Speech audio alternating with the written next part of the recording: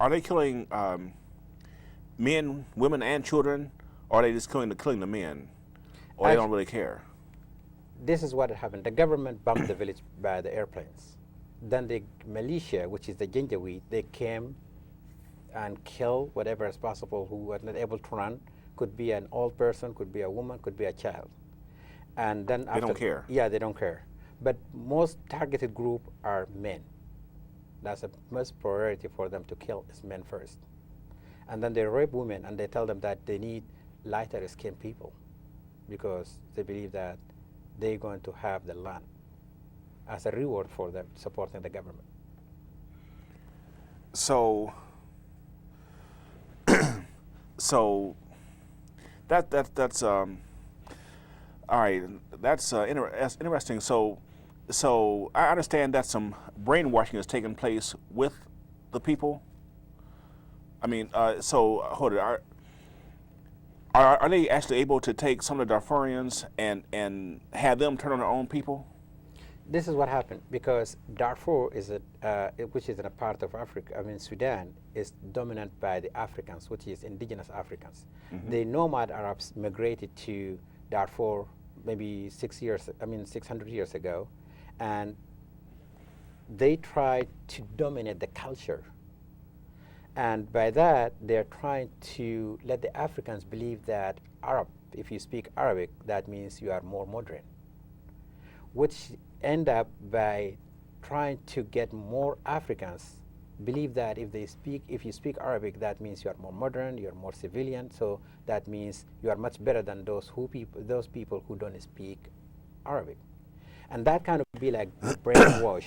And that's what's happening today, because you will find that there's no difference in the people. You don't see the difference in the color or even in the language. I do speak Arabic more professional than some Arabs do. But at the same time, the certain ethnic, which is the African ethnic groups, they believe that if they became a part of Arab, then that it may be much better for them, which came out as of the brainwash. So they believe that, hey, we are Arabs, we are much better than Africans. That kind of be like what the brainwash you're talking about. But they're still the same color and same hair texture and same facial features? Everything the same. You cannot even differentiate between who is Arab and who is an African. It's just a mental thing. Yes. You know, that kind of shows that Willie Lynch not only lives in America, but he also lives in Africa too. We'll talk about Willie Lynch a little bit later. Yeah. But now, so what can we do here in Fort Wayne to help your cause in Africa?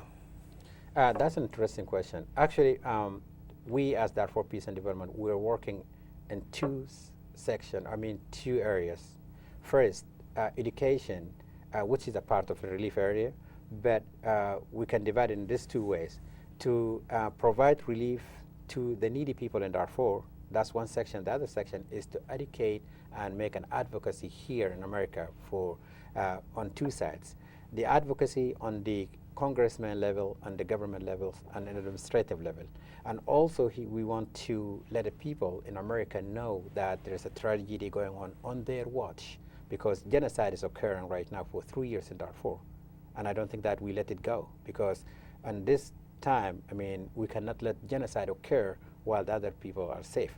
That's one part of our work. The other side of it is we are trying to provide relief and help to those people who are in need, and we are working on certain projects, which education is the top of those, and I'm quite sure the people can help us a lot on in our education project, and it was on the Monday's newspaper. Hopefully everybody get the chance to read that. And the other project that we're working on also is a women's center, because there's a lot of women who went through the human rights abuses. So also we would like to heal those women out of the trauma.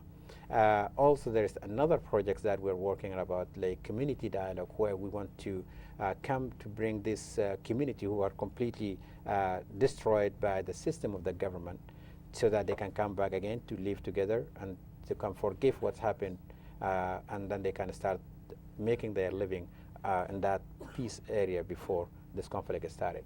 So there's a lot people can do. So, okay, since you've been involved here, how has the Fort Wayne community, have they showed up in response? Have the do the Fort Wayne blacks, for example, know what's going on there? I mean, have you had a chance to interface much with the black community here in Fort Wayne? First of all, I would like to appreciate and thank the Fort Wayne community because they were very receptive when I came here first.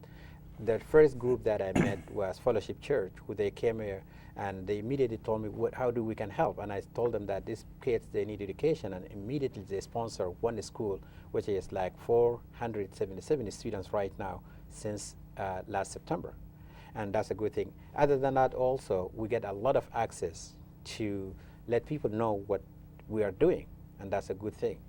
The third thing is that it's very easy for us to talk to the people. I mean, I called several offices, which is like Lucar's office, and yeah, they pick up the phone and they said, okay, you got welcome, you can get a chance to talk to him, and actually we met there, and we met with the senior people in his office.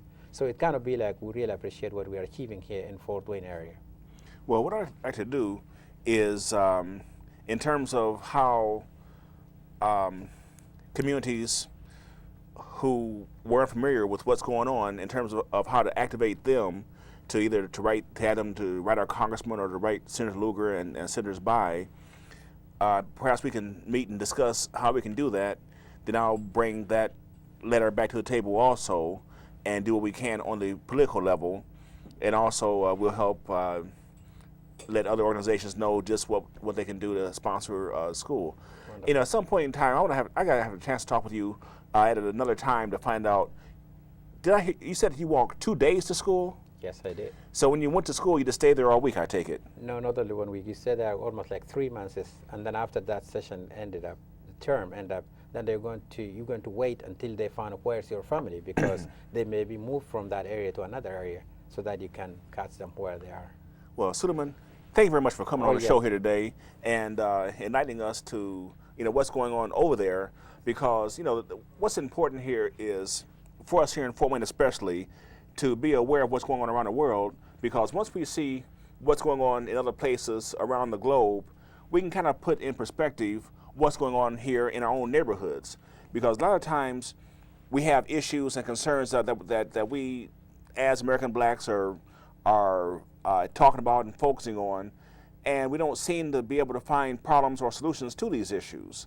And I think that one way that we can find out how to better help ourselves as African Americans is by finding out what's going on in other parts of the world, especially in places like Africa, but anywhere where people are being suppressed, because we think that we have it bad here in America, and when we see what's going on around the world, we don't have it here as bad. I mean, we have certain problems that blacks have here in America, but we're working on those too. So again, I'd like to thank you here for being here today. I want to thank my guest, the Burmese clan, and also Dr. Mark Jabu for being here today.